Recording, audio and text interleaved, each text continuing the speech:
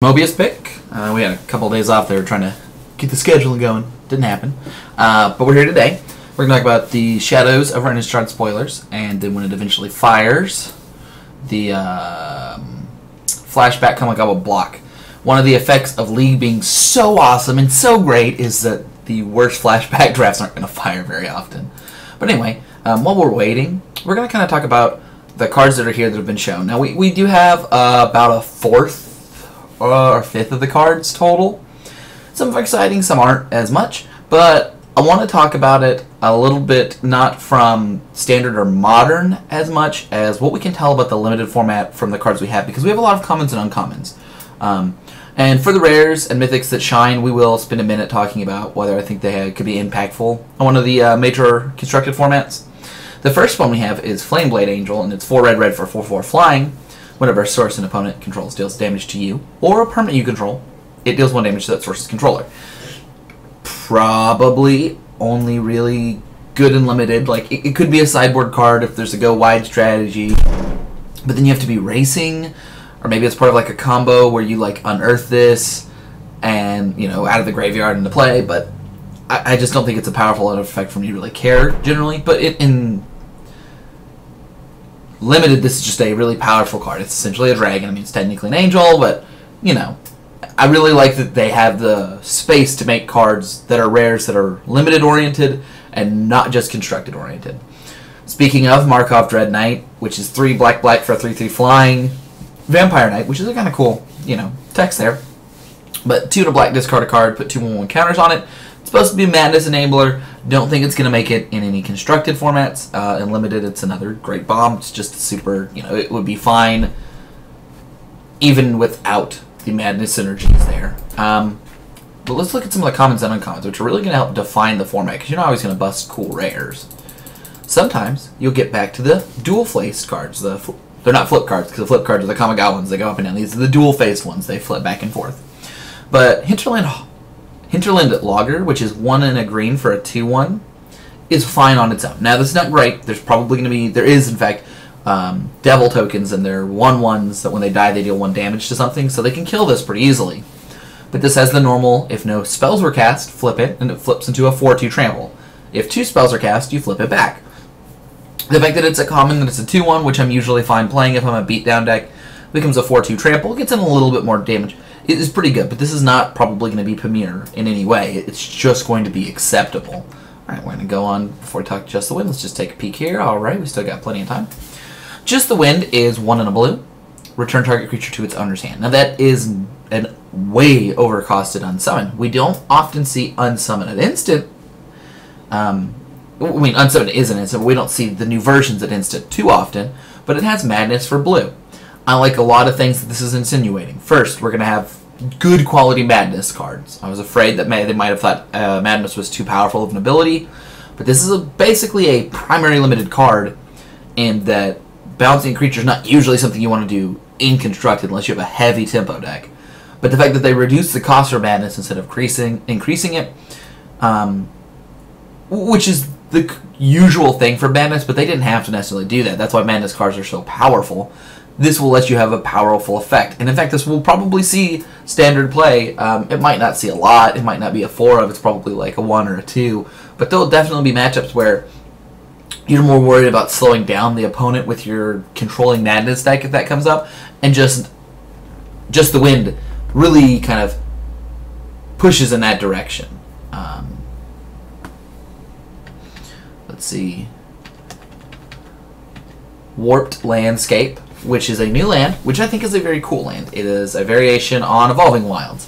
Taps for colorless, you know, which is nice if you're playing an Eldrazi deck, which will matter in the standard itself, because standard probably might have a very strong chance of running this. If you're running a 2-color Eldrazi deck, this can get any of those 3 colors. It doesn't have to get a waste, so you don't have to run as many wastes. Maybe you run 1 waste and 4 Warped Landscapes, because 2 colorless, 2, I'll just say 2 because it's not actually colorless symbols, 2, tap and sacrifice it, get a basic land card, put it into play tapped.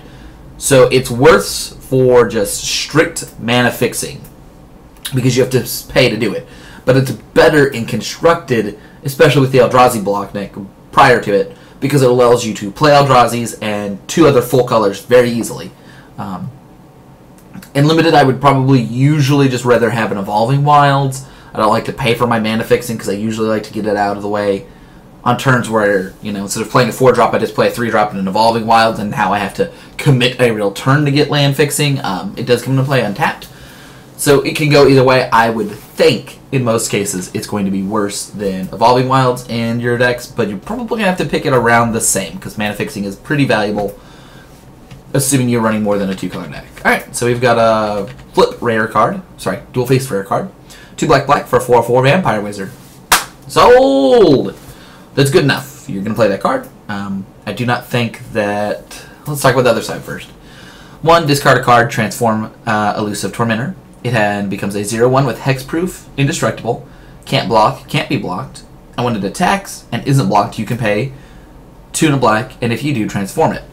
One other thing I want to mention on Transform used to work that if you made a Transform trigger multiple times, they would stack up. So if you had 3 of them, it would go front, back, front. That doesn't work anymore. Cards lose all other recognition of Transform until they have already flipped. So if you activate the discard a card twice in a row, you will have 2 of those triggers, but once it's flipped once, it will not flip back again. So that's kind of cool. It's also interesting that this card transforms like not at normal types. It just like transforms whenever you want it to, for the most part. I don't think it's playable outside of Limited. Some people talked about it being a control finisher, but it's really just too much mana and too much work for it to be good enough, unless you have some way to make a 0/1 hexproof indestructible the card you want, which is the trick. You know, maybe you have a way to pump it or something like that. Maybe then, but probably not. And in Limited, though, if you have stuff to put on this, like equipment, it can be fine just not to transform it back if for some reason a 4/4 is not good enough. Alright, we got 3 people. Alright, let's talk about our next ability. Hey! We're going to touch on this for a second. Firebug Revenant is 2 and a black for a 1/3 with lifelink. And Skulk. Skulk is a new keyworded ability. Creatures can't be blocked by creatures with greater power. So 2 whatever toughness can't block this creature. It's interesting on a 1/3 lifelink. It means you can attack in, and sure, your opponent might block with a 1/6, but it doesn't make that big of a difference. Now here's the trick: you can multi-block Skulk, right? It is you know, your 3/3 can't kill the Firebug Revenant, but your 3 1/3s can. So that's the real trick to killing Skulk. It, you know, lets you have wide boards to kind of defeat the other stuff on that. I think that it's a pretty cool card, and it's the kind of card that's really going to slow down a game. So it makes me think that the Limited format will not be blazingly fast. Cards like Firebug Revenant at common, which I think are pretty playable overall. Like, it's going to gain you a lot of life. There's not a lot of situations where your opponent's going to have 3 1-toughness creatures other than the Devils. So that's a pretty cool thing there. I would assume that it will not see play outside of Limited. It just doesn't seem like a good ability or a good card, and it's too expensive to be a good defensive card. Now, Ravenous Bloodseeker is 1 and a red for a 1/3 Vampire Berserker. Discard a card, which is a Madness Enabler, so that is a benefit in Constructed, and it is just okay in Limited. And it gets +2/-2 until end of turn. They probably tried it with +2/+2 at one point, and that was way too good. So the +2/-2 is there, and it becomes a 3/1 when you want it to. Enables Madness, which is important in Limited and Constructed.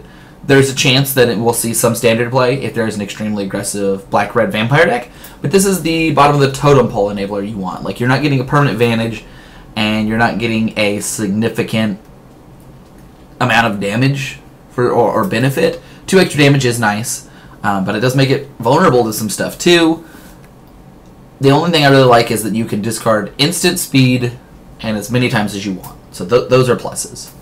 Alright, and next we go to an artifact we have with Magnifying Glass, 3, and you can tap to add a mana to your mana pool. And 4 to investigate. Remember, investigating puts an artifact token into battlefield, and it has 2 sack it, draw a card. So it's slow card advantage, but it's like a slower, more powerful version of Seer's Lantern, the card we have right in now in Oath of the Gatewatch, that is 2 colorless, or sorry, 2 tap to scry 2, or to scry 1, sorry. I think I would usually rather have the scry, because this ability costs a lot more mana. You're basically paying 6 to draw a card. You could pay it in installments, which is a plus, but you're really asking yourself, do I want to tap for colorless? The colorless isn't fixing like it was in the other set. This set also could require more mana, so I really don't know where Magnifying Glass fits, but it is a payoff for being a slower deck. Thrabin Inspector is 1 for a 1/2, and when it enters the battlefield, investigate. This is an interesting card, because I wouldn't usually play a 1-mana 1/2, basically ever. But the fact that it investigates means that I get to draw a card later.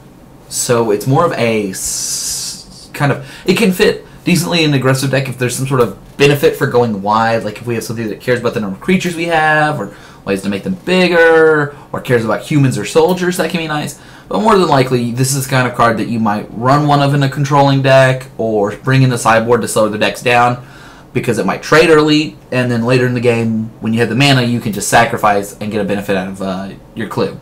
Also, there is obviously some sort of, we'll see later, weird things going with clues, so there might be other ways to use clues than just sacrificing them. But at the baseline, that's pretty good. Alright, so we have our first card that has consideration for older formats. Thing in the Ice, 1 and a blue for an 0/4 defender. It has 4 counters when it comes to the battlefield. Whenever you cast an instant or sorcery, remove a counter. If it has no counters, transform it. When this is transformed, return all non-horror creatures to the owner's hand in the 7/8. So it's a good blocker. I will say, like, limited-wise, you won't always play this. You need a decent amount of instants and sorceries, but if you want to bring in the sideboard as 0/4, that's fine. Some of your weird decks that have a lot of instant sorceries will play, but you need, like, 8 or 9 for it to be decent. All of that aside, in Modern and Legacy is when I want to talk about this. Now, in Modern, you can play it with Snapcasters and different things like that, and it's interesting that things like Phyrexian Revoker and is a horror, and there's a couple other cards that are horrors that you don't necessarily think about as horrors. A lot of the Phyrexian colorless cards are horrors themselves, which means you can balance the other stuff. The direction I think that the deck will take, whether it's in Modern or Standard, is probably a multifaceted blue-black sort of combo-esque deck. So it's basically a blue-black controlling deck that might run like Vampire Hexmage and Snapcasters and other stuff like that. In the Legacy, you have the option of running it with Dark Depths, Vampire Hexmage, Thespian Stage, and other stuff. It's not an amazing card on its own, and you'd have to get sort of this high level of enough synergy cards that kind of worked all well together for it to be fine. But the fact that you can turn 2 or turn 3 have a 7/8 is solid. And the bouncing is not irrelevant in Legacy or Modern, because it bounces most of your opponent's creatures, and sometimes you can skew your deck to run more Phyrexian Revokers and other horror-type cards that are commonly played. I think there's like 1 or 2 others. Or cards that you don't mind that are bounced, like Snapcaster Mage. So it could see Modern or Legacy play. Probably not much, but still, kind of cool. Soul Swallower, and Thing in the Ice might see Standard play, it's just a regular card, is 2 green for a 3/3 trample, Delirium, and this is the keyword where if you have 4 different types in your graveyard, then it is active. And if you have Delirium during your upkeep, you get to put 3/1 counters on it, so it becomes a 6/6, 9/9, etc., etc. The fact that in Limited, playing 2 and a green for a 3/3 trample early is pretty solid, and late in the game it's going to grow, means it's really nice. Delirium makes me think that the games are going to want to go slower, which means aggro decks will have a big advantage over Delirium decks if they can really push that damage on quickly, because you won't have time to use your Delirium enablers, aka looting and sifting cards, because you need to get down creatures to block. And if they can kind of overwhelm you before you can get that on the ground, you don't get the effect of Delirium. Without Delirium, a lot of the cards with Delirium are just... Okay, this is one of the better ones because it's fine. I don't think it's playable in any other formats within Limited, but it's pretty solid in Limited. Reaper of Flight Moonsilver. 3, white, 3/3 Flying Angel. Delirium. You may sack a creature to give it +2/+1. You can do it as many times as you want. Sacrificing will probably be a powerful effect. There's probably a lot of things that you want to sacrifice. Instant speed sacrifice is a really cool ability. So, you know, the Delirium does seem a little bit underpowered, but the fact that you're paying 5 for a 3/3 flying is also not terrible. Oh, hey. we're going to finish this up in a bit. We're going to go ahead and get ready for our draft, guys.